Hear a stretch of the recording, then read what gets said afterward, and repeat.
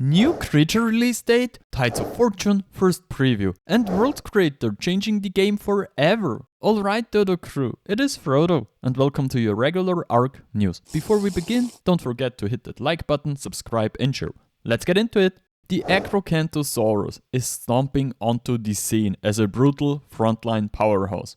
Built for the thick of battle, the massive carnivore truly shines when the fight turns against it. The longer the fight goes, the more fearsome it becomes, turning injuries into momentum and refusing to back down when others might fall. The Acro is now the 7th creature to be added to the game by Garuga. Previously, we have creatures such as the Deinosuchus, which was the best boss fighter for a long time, the Helicopteron, which still has many cool abilities in PvP, and the Archelon, which helps us taming herbivores. As it is a creature from Garuga, I don't think much can go wrong overall. Generally, the creatures are very similar to their mod variants, with just a few balancing tweaks. The description in the community crunch already hints a lot, and I think we can really read a lot between the lines. The Acro will almost certainly be a creature that becomes important in PvP, not only as a tank and soaker that gets stronger the longer it soaks, but also as a creature that can taunt other creatures so that they are forced to attack the Acro. Although we don't yet know on which maps it will be available, the latest community crunch has given us the date it will be added, the 31st of March. This means that here in Europe, we'll likely only get it in the early hours of 1st of April, and hopefully that won't be a joke. Honestly, I'm already looking forward to the Acro. I've had a look at it before, and I played around with it a bit.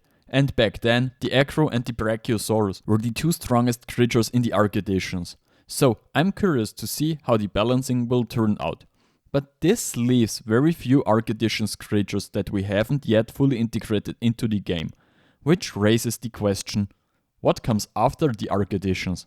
Genesis Part 1 is getting a completely new water and ocean system, and a few screenshots have now been surfaced showing how Atlas assets are being used to test the water's behavior and the new system. However, Wildcard has confirmed that these assets will not remain in Genesis Part 1. For the update, new ships and models will be created that fit better into the ARK universe. The focus of this test was to trial the new water physics system they have designed from scratch for Genesis Part 1. This system is intended to make the water as realistic as possible, with waves, buoyancy and the movement of ships rendered as realistically as possible. They talk about large-scale maritime gameplay, which strikes me as a bit odd, because if it were just about ships, wouldn't they simply say ships? Could it be that in addition to ships, we'll also get submarines or something similar? I honestly don't know if a water or ocean system will actually change the opinion of people about Genesis Part 1. It has always been one of the least favorite maps of the community,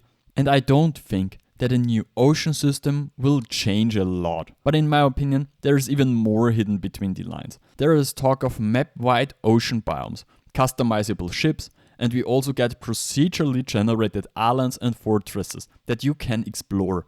Whether these are more like instances or dungeons that you can enter and run through for loot or similar, or truly procedural generated islands that are generated when the server starts and remain there for the entire wipe, so that every Genesis Part 1 map is still a little different, remains to be seen.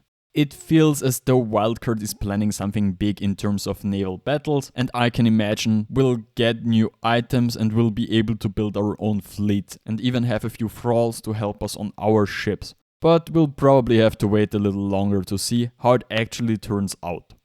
Want to create your own ARK worlds without using the dev kit? With the in-game ASA World Creator, players on any platform, including consoles, can design their own maps directly inside ARK and share them with others through the mod browser.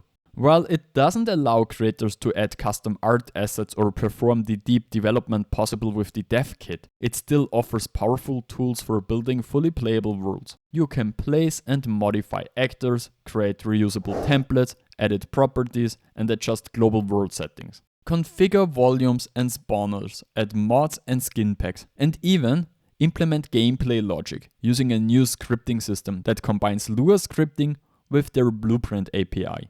The screenshots we received so far show an Unreal editor that allows you to edit maps. add and remove objects and change their properties. Apart from that, there isn't much else to see in these screenshots.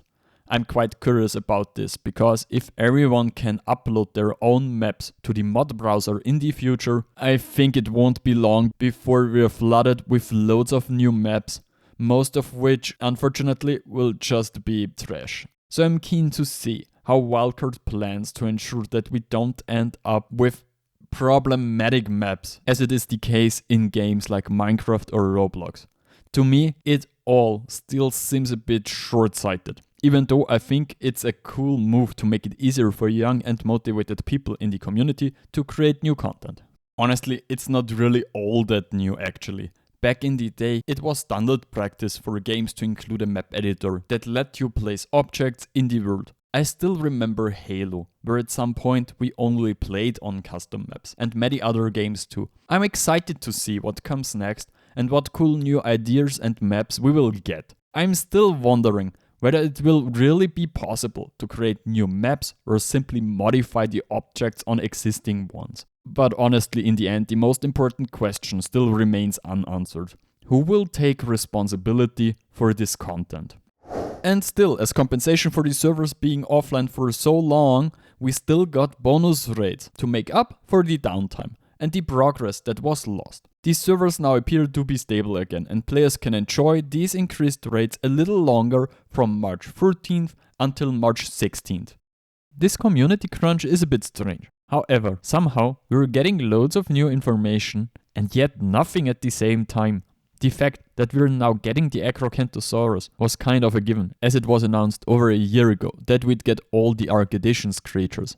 Honestly, I would have expected this creature much sooner, but it's nice that it's finally here. As for the Genesis Part 1 update, even though Wildcard says they won't be using Atlas assets, I'm 100% sure they'll be reusing things from Atlas. When I read that there'll be fully customizable ships, and I think about the building system in Atlas, I can't imagine they won't reuse that mechanic in some way. It would be a shame, really. Atlas wasn't that bad overall and had a few cool mechanics, so why not just reuse the good ones? I'm pretty sure we'll be getting something like the dock from Atlas. The ships will look similar and play even more similar. And at the same point, we'll get a Kraken as a boss too. And if I'm wrong, we'll do a giveaway. And yeah, the world creator is going to be exciting. No idea what to expect right now, as we simply know too little. And too much can happen before the feature makes it into the game. But I'll keep you posted, and until then, go for it. I hope you liked this video, and I'm thrilled to read if this video has helped you. Hit the like button, leave a comment below for the algorithm, and consider subbing to the channel. Alright, Frodo.